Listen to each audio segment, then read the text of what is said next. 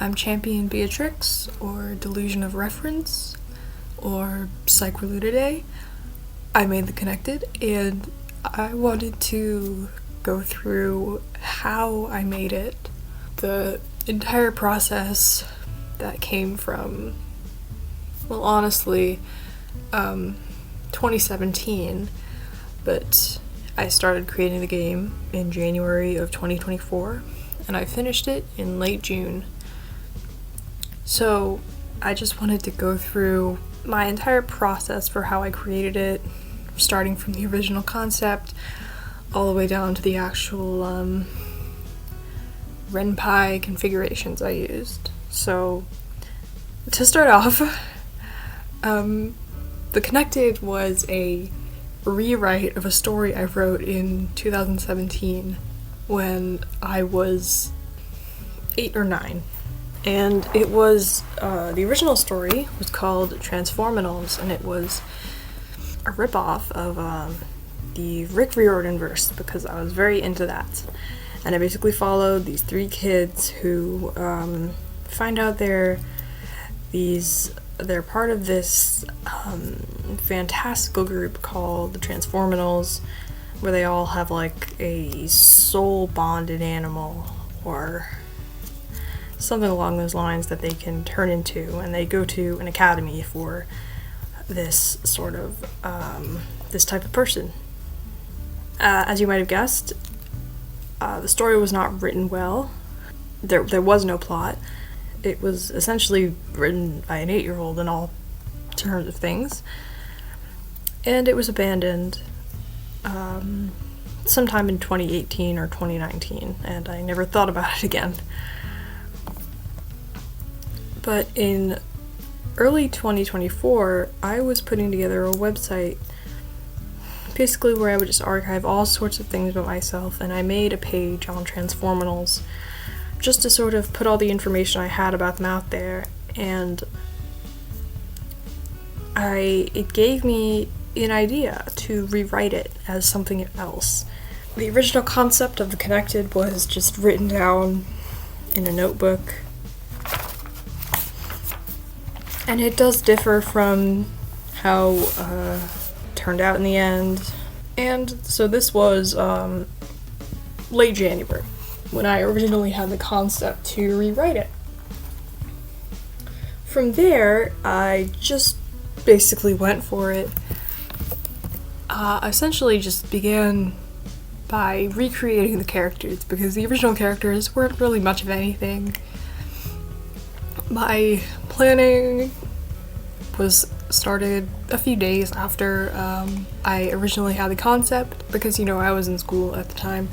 So the original idea of The Connected was a lot more culty than it ended up, because I believe in the final version, the online group, all of that stuff sort of took a backseat to everything else, sort of the emotional journeys the characters were going through, which was fine with me because I didn't know how to accurately write the online group in a way I liked and that also made sense. And, in the end, it's a coming-of-age story. It was meant to be focused around the characters' emotional journeys anyway. The planning document was created sort of starting out by creating the character arcs, and then I started making an outline, and this outline took something like a week or 2. So I also had a notebook where I would write down my actual plans, because my friend had a notebook where they wrote everything about like one specific story in it, and I was like, oh, that's so cute, I want to do that. So I went and got this dinky little notebook from CVS, and I can't find it.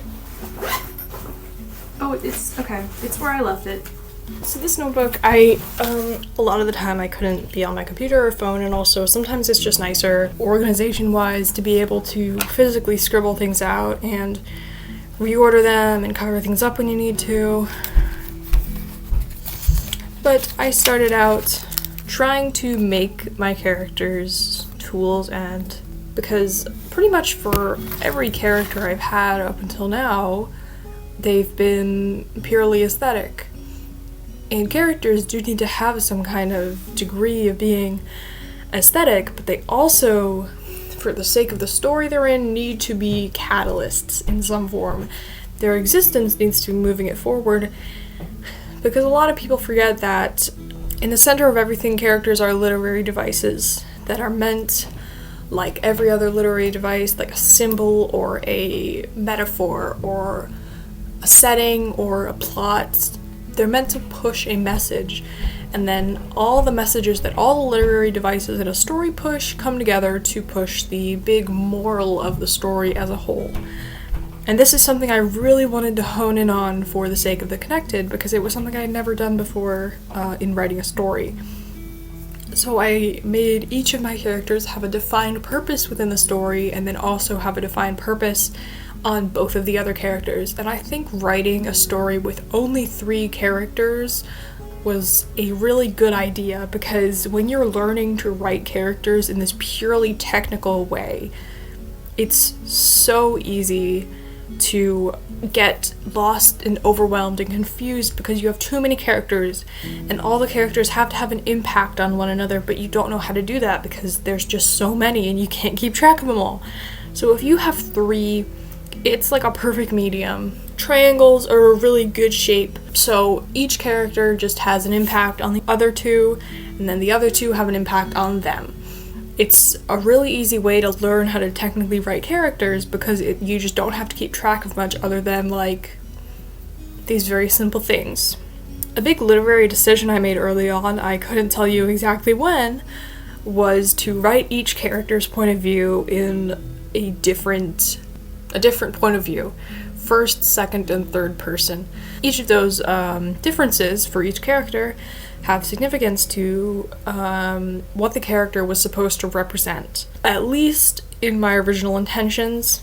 Some of it changed a little, some of it was the same, but this also aligned with the purposes I assigned them in that early stage of planning, and after that I started designing characters because I couldn't resist. At this time I was still outlining, or at least I had like a vague idea of what events I wanted to happen in the story, because I always knew that I wanted certain plot points to occur, such as like the catalyzing scene between Ren and Jackson and the final ending scene.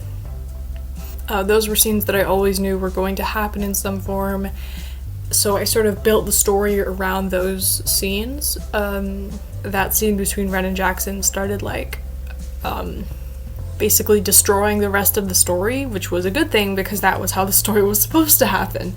I think when you're writing a story and you have like these ideas for plot points, those plot points are going to become very central because you are kind of building outwards from them, and it's not necessarily a bad thing, but I think if you don't want that, you have to be pretty conscious about it. This is just all the things I've learned.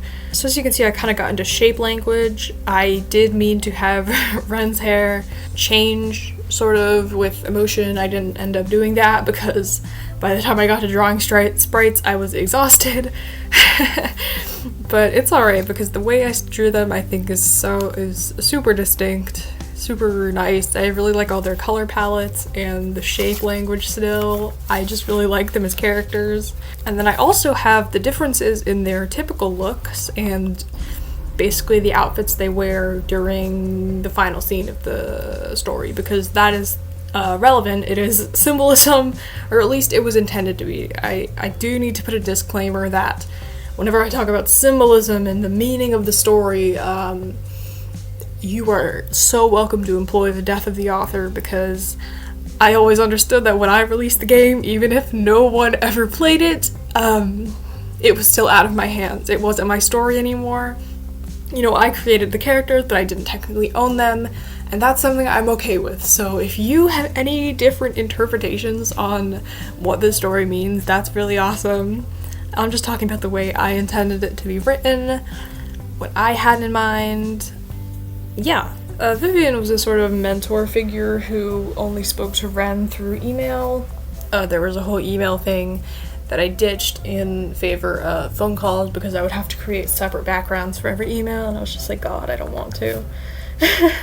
You know, I kind of did fall short in my ambitions towards the end, but I think it's okay because it didn't really deprecate the quality of the story too much. Of course, there are some times when I was like, oh, I could have done a CG there, but I just didn't want to draw any CGs. But yeah, anyway, Vivian got scrapped just because I figured that all of the things she did in the story were kind of like things Ren could have learned from sources that were something other than her. And she never really had an arc or anything. She was just sort of supposed to phase out, and it also was sort of the transition from the Blessed Connected, the website, the group, becoming less of a actor in the plot itself. But I always create these little shorthand cards for my characters because it's really good when you just need a quick reference to be like, what word would they use in this situation? How would they express this? How would they think this? Or would they think it at all? Because when you've got a big like sheet of character personality traits, it can be overwhelming. So I just like to create these little short pages to be like quick references to be like, is this how this character would act? The email symbolism from the scrapped email feature. Their emails did have symbolism, and I was a huge fan of it, but I don't, like, it's okay that I got rid of it because it wasn't, like, you know, it was just fun. Then some more shape language as well as some more shape language and character design. Just, you know, to reference stuff and think about how the characters think and all that. And then finally I get to the outline that I wrote here, which is outdated, I believe. Basically, I started referring to each character and each character relationship as a separate side plot that had like an introduction, an exposition, some build up, a climax, and then it would come down all sort of at the same time as the general plot did, which I think helped because it was important to know what to focus on during each chapter as I wrote it. And then I actually wrote two separate outlines. One of them just referred to the plots, and one of them actually referred to what was physically happening in the story, because I was so bad about this in some of my outlines. I would just sort of write about what the characters were feeling and neglect to talk about where they actually were, which is definitely something I struggled with in the later chapters, because there's not a lot physically happening. Yeah, I aimed for a release in May, which I probably could have achieved if I stopped fucking around. I took a break when I finished my first original draft, and then over like late March. And during this break, I was like, okay, I think I need to add more chapters to add more character exposition. So then I was like, okay, I gotta write 6,000 more words. And I dragged my feet a lot. It took longer than it should have. And then finally I finished that. And then it took me a super long time to be like, oh, fine, I'll edit it. So, you know, I probably could have finished it earlier, but, you know, it's done, it's whatever. Also, in the back of this, early Ren design. So once I had finished all the planning, all the outlining, I had to start drafting. And this was a drag. It was painful. The original first draft lasted from mid-February to mid-March. I don't really have a lot to say about it. I did the best I could. Once you get in the zone, you just kind of write whatever. And also, I think something you can do is, like, if you don't know how to get started, you just add, like, any kind of motivating factor into the scene. Like, any kind of element of the scene that you're later going to remove, but, like, for the time being, that'll get you to start writing and get to the parts of the scene that actually matter that you can keep. Then I went back and had to add those 3 extra chapters because I realized that my characters did not have enough development. It basically jumped from the characters never seeing each other physically to them experiencing like the turning points, like the high points of the plot, and I was like, okay, well, I can't jump from here to here. The hard thing was that it's hard for me to step out and look at a thing I've created from another person's, like a reader's perspective. I can't be like, okay, well, what does the reader know and not know? Which is part of the reason why I added the other chapters, because I was just like, okay, well, I'm not sure if I've added enough information about the characters yet. I don't think I have, because they've never met physically yet. Of course, while I was drafting, I had to also be drawing, because I can't not be drawing.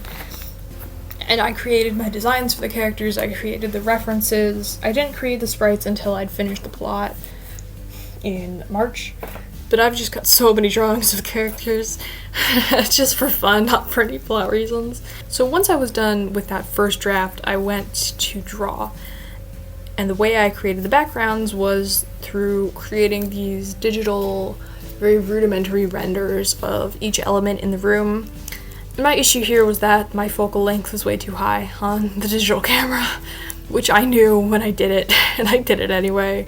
So I know the backgrounds, perspective-wise, are goofy. I know they're goofy in a lot of other ways, and I think it's okay. And I kept putting off the CG drawings right up until the end in mid-June, and I was like, okay, I'm just gonna remove the CGs. I can't do this anymore.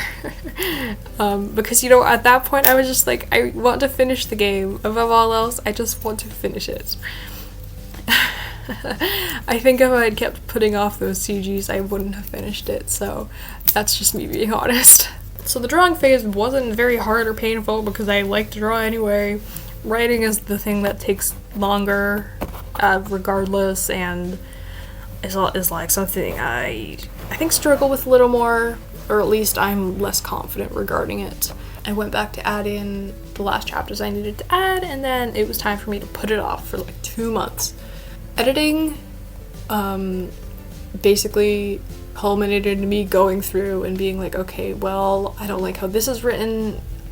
This is a continuity error. I had so many continuity errors in the first 4 or 5 chapters because they all take place at the same time, and I needed to restructure so many things. Actually, I do have some pictures of like early drafts of the game I made.